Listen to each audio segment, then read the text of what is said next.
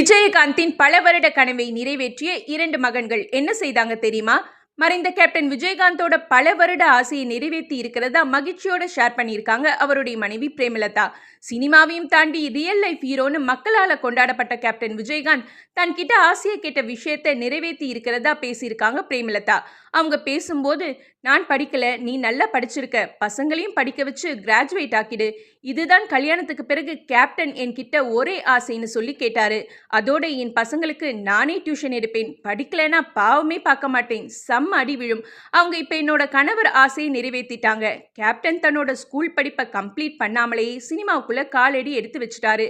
ஆனா வாழ்க்கையோட போக்குல அவர் படிப்புக்கு இருக்கிற முக்கியத்துவத்தையும் மரியாதையும் தெளிவா புரிஞ்சுக்கிட்டாரு. அதனால தன்னோட 2 மகன்களையும் கிராஜுவேட் ஆக்கணும்னு ஆசைப்பட்டாரு.